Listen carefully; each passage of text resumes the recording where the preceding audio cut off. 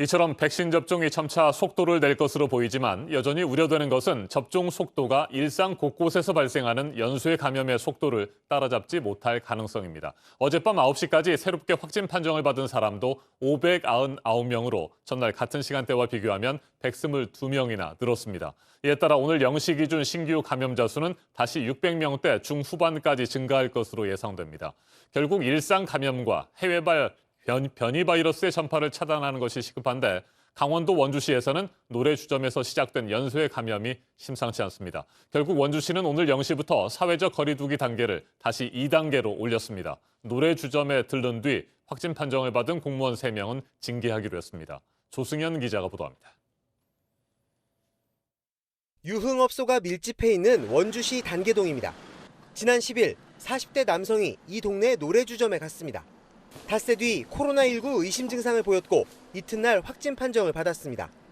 같이 있었던 직장 동료와 지인도 줄줄이 감염됐습니다. 여기엔 초등학교 체육 강사도 있었습니다. 학생과 교직원 870여 명이 검사를 받아야 했습니다. 지난 11일 이 동네 다른 노래주점에 간 원주시 농업기술센터 공무직 3명도 그제 확진자가 됐습니다. 이들이 맡았던 농기계 관련 업무가 차질을 빚고 있습니다.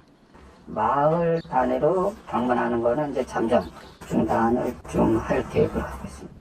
동료 직원에 접촉한 농민까지 코로나19에 걸렸습니다. 공무원이라는 사람들이 요새 뭔 놈의 노래방이야. 그런 건 일반인들도 안 가는데 그런 노래방에는 자제하고.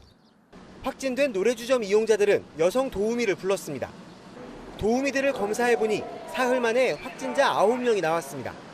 주점에서 처음 확진된 40대 남성 이용자보다 먼저 의심 증상을 보인 도우미도 있는 걸로 파악됐습니다. 감염 경로나 동선 파악은 쉽지 않습니다. 봉사하시는 분들이 여기저기 다니시잖아요. 본인들도 몰라요. 어디 갔는지. 도우미를 업소에 태워다 주는 일을 하던 60대 남성은 지난달에 이어 또다시 감염되기도 했습니다. 지금까지 원주 지역 유흥업소 관련 확진자는 25명입니다. 아직 종사자 수백 명이 검사 결과를 기다리고 있습니다. 결국 원주시는 오늘부터 사회적 거리 두기를 2단계로 올렸습니다. 또 주점에서 확진된 공무직 3명은 대기 발령을 내고 징계하기로 했습니다. JTBC 조승현입니다.